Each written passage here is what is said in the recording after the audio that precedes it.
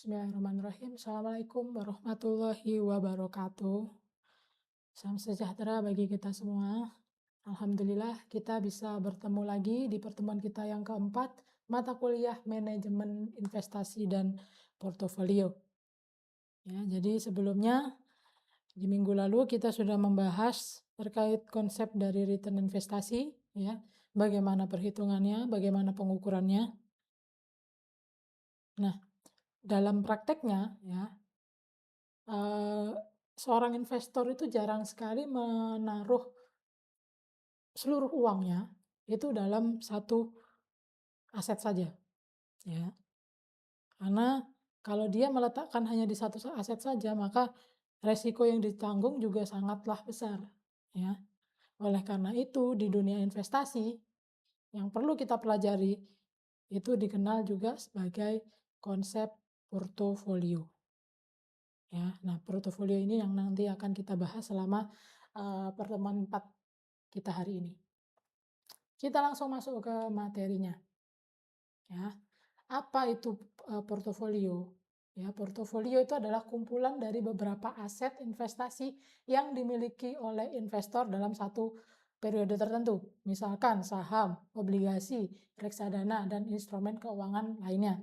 Ya, jadi misalkan seorang investor tadi punya uang yang sangat banyak, yang cukup besar, ya, dia pasti tidak akan meletakkan di satu aset saja. Dia pasti akan meletakkan di beberapa aset, ya. Misalkan saja ada saham A, B, C, atau misalkan dia meletakkan di saham ada 2, di obligasi dia juga 2, dan lain sebagainya, ya. Nah, kumpulan aset-aset investasi tersebut itulah yang disebut dengan portofolio, ya. Itu yang disebut dengan portofolio. Jadi dengan demikian, return portofolio itu dapat didefinisikan sebagai return yang dihasilkan dari kombinasi beberapa aset investasi yang disusun dalam satu portofolio. Ya, ini adalah pengertian dari return portofolio. Selanjutnya kita masuk ke slide berikutnya. Ya, di sini ada pengertian dari return portofolio. Ya, portofolio itu merupakan rata-rata tertimbang atau weight average dari return masing-masing aset yang ada dalam portofolio. Rumusnya bagaimana? Rumusnya adalah RP sama dengan penjumlahan antara perkalian dari WI dikali dengan RI, di mana WI itu adalah proporsi dana, ya, proporsi dana aset ke I, ya, misalkan bobot, ya, istilahnya kalau proporsi itu bobot. Jadi setiap investor kalau menaruh dananya itu pasti ada bobotnya, ya, bobotnya, proporsinya berapa di setiap aset itu pasti ada, ya. RI-nya ini adalah return aset ke I, ya. Jadi proporsi investasi yang di sini adalah disimbolkan dengan W itu menunjukkan berapa besar dana tersebut ditempatkan pada masing-masing aset, ya. Yang saya sebut tadi adalah bobot, ya. Oke, kita masuk ke slide berikutnya. Nah, ini kita contohkan saja. Di sini ada seorang investor yang membagi investasinya menjadi 2 saham. Di sini ada saham A dan saham B, di mana saham A itu bobotnya 60% dan returnnya adalah 12%. Saham B 40% dengan return 8%. Ya. Tinggal kita masukkan saja ke rumus yang ini tadi, ya, penjumlahan ini tadi. Kita masukkan jadi 0,6 ini adalah bobotnya, ya, bobot saham A dikalikan dengan return 12%. Jadi 0,6 dikali dengan 12%. Ditambah saham B, ya, bobot saham B 0,4, ya, atau 40% tadi dikali dengan returnnya atau 8%. Hasilnya adalah 10,4%. Artinya, ya, dalam kasus ini portofolionya itu menghasilkan return sebesar 10,4%. Ya, ini untuk salah satu contoh dari perhitungan return portofolio.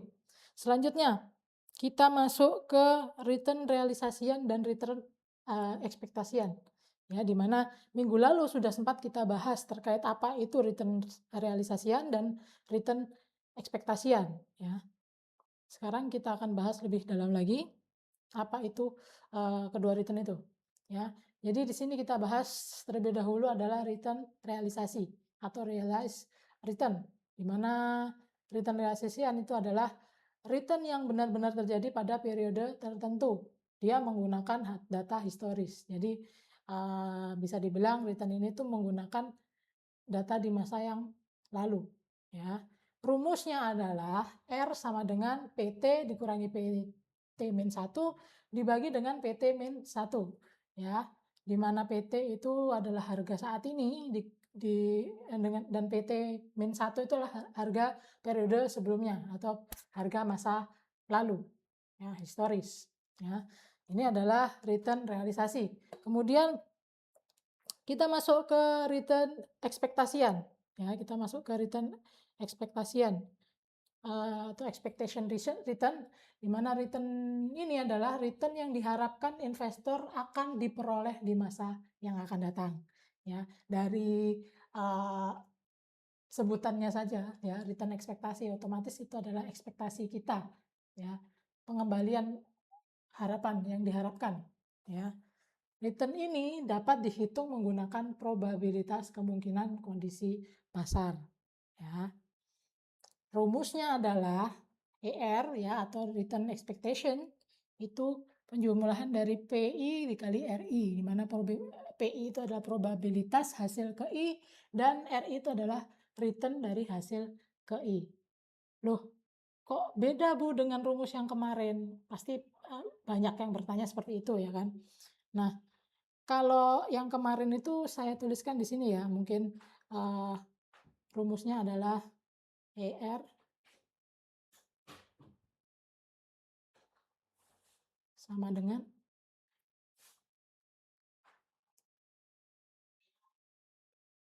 RI ya, jumlah RI dibagi dengan N, di mana N itu adalah jumlah periodenya. Ya, ini kemarin menggunakan rumus ini. Sama sebenarnya, cuma dia hanya perbedaannya ada dasarnya saja. Kalau di yang ini tuh berdasarkan probabilitas ya, yang ini. Sementara kalau yang ini itu berdasarkan return historisnya ya. Jadi return di masa yang lalu menggunakan rumus yang ini ya. Kurang lebih seperti itu. Ini untuk return ekspektasi. Kita langsung masuk ke contohnya saja ya. Kita untuk menghitung return realisasi ya. Di sini diketahui ada harga saham pada awal tahun itu sebesar 2.000 ya. Sementara harga saham di akhir tahun itu 2.300 ya. Tinggal kita masukkan rumusnya saja yang di sini tadi ya. Harga saat ini ya dikurangi harga di masa yang lalu dibagi dengan harga yang lalu juga ya. Jadi 2.300 dikurangi 2.000 dibagi dengan 2.000 ya. Hasilnya adalah 0,15 atau 15% ya. Artinya investor tersebut itu memperoleh return realisasi sebesar 15% ya. Kurang lebihnya seperti itu untuk perhitungan dari return realisasi. Sementara untuk return ekspektasi atau expectation return di sini ada 3 kondisi ekonomi ya, ada 3 kondisi ekonomi dengan probabilitas seperti ini ya. Kemudian returnnya adalah seperti ini ya, ini dalam persen ya probabilitasnya. Nah, tinggal kita masukkan ke rumus karena ini berdasarkan probabilitas, otomatis kita menggunakan rumus yang ini tadi ya. Menggunakan rumus yang ini tadi. Kalau misalkan yang diketahui tadi hanya return historis, ya kita menggunakan yang rumus yang ini yang bawah ya. Jadi seperti itu. Kita langsung masuk, kita masukkan rumusnya ya. Jadi probabilitas dikalikan dengan return. Ditambahkan probabilitas kondisi ekonomi yang normal ya 5 ya. Dikalikan dengan 10% returnnya. Kemudian untuk kondisi yang buruk 0,2 dikalikan dengan minus 5% ya. Maka hasilnya adalah 10%. Jadi return yang diharapkan adalah sebesar 10%. Nah, ini sudah kita selesai di return ekspektasi ya. Nah, kita masuk ke resiko dari portofolio itu sendiri. Apa resikonya? Jadi resiko portofolio itu adalah tingkat ketidakpastian return yang dihasilkan oleh suatu portofolio investasi. Ya. Nah, resikonya itu biasanya diukur menggunakan varian atau standar deviasi. Ya. Jadi selama besar standar deviasinya itu semakin tinggi, maka ketidakpastiannya juga semakin tinggi juga ya returnnya. Risiko portofolio itu tidak selalu sama dengan penjumlahan risiko masing-masing aset ya. Kenapa kok bisa begitu? Nah, ya karena adanya korelasi antar asetnya. Nah, kita masuk ke rumusnya ya. Nah, untuk menghitung resiko dari portofolio dua aset ya, kita bisa menggunakan rumus seperti ini ya. Varian portofolio ya, ini dilambangkan seperti ini ya. Varian portofolio dengan bobot aset kuadrat pertama kuadrat sama dengan bobot aset dikalikan varian aset pertama ya, ini dikuadratkan ya. Jadi bobot aset pertama dikalikan dengan varian aset pertama dikuadratkan. Habis itu ditambahkan dengan bobot aset kedua dengan varian aset kedua. Sama, ini juga dikuadratkan. Ya. Kemudian ditambahkan ya 2 kali bobot aset pertama ya dikali bobot aset kedua dikalikan varian pertama aset pertama dikalikan varian aset kedua ya dikali korelasi ya, dikali korelasi kedua aset tersebut ya. 1,2, makanya di sini Pi 1,2 ya, di mana standar deviasi P itu adalah resiko portofolio ya, atau varian ya, saya sebutnya varian saja. Varian P itu adalah resiko portofolio, varian 1 itu adalah resiko aset pertama ya, varian 2 ini adalah resiko aset kedua, dan Pi 1,2 ini korelasi kedua aset ya. Ini untuk rumus menghitung resiko portofolio dua aset. Kita langsung saja masuk ke contoh soalnya ya. Di sini contoh soalnya ada seorang investor itu membuat atau mempunyai ya portofolio dengan aset saham A dan saham B. Keduanya sama-sama bobotnya sama 50% 50%. Sementara resiko di saham A itu sebesar 20% dan resiko di saham B itu 15%.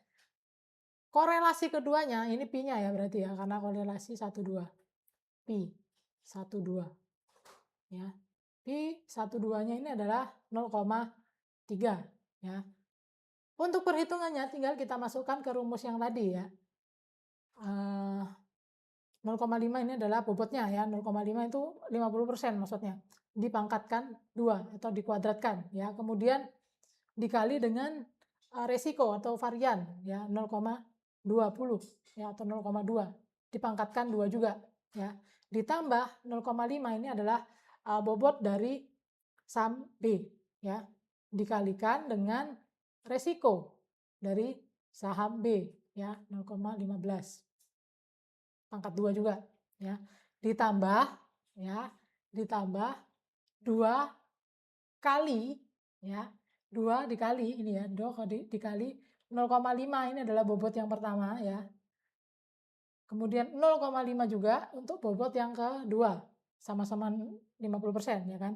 Dikali juga 0,2 atau 20% tadi ya.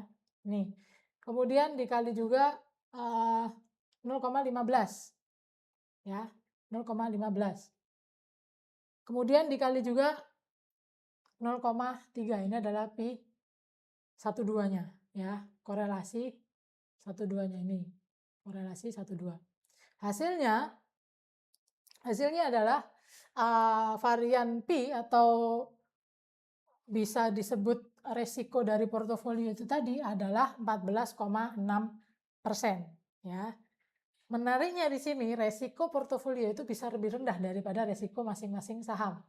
Ya, makanya inilah kenapa kok banyak investor yang menaruh uangnya itu lebih dari satu aset saja. Ya karena itu tadi dia resikonya lebih kecil ketika dihitung satuan resikonya ya. Nah, inilah fungsinya dari fungsi utama atau manfaat utama dari portofolio. Ya. Oke, selanjutnya kita masuk ke slide berikutnya. Nah, kalau tadi kita masuk di resiko portofolio di 2 aset saja, nah ini kita masuk ke risiko portofolio ketika banyak aset, ya. Jadi lebih dari 2, artinya lebih dari 2, ya. Rumusnya adalah sama varian pi kuadrat, ya. Kemudian penjumlahan antara bobot dan risiko tadi, ya, ditambahkan dengan penjumlahan bobot masing-masing saham. Kemudian dikalikan dengan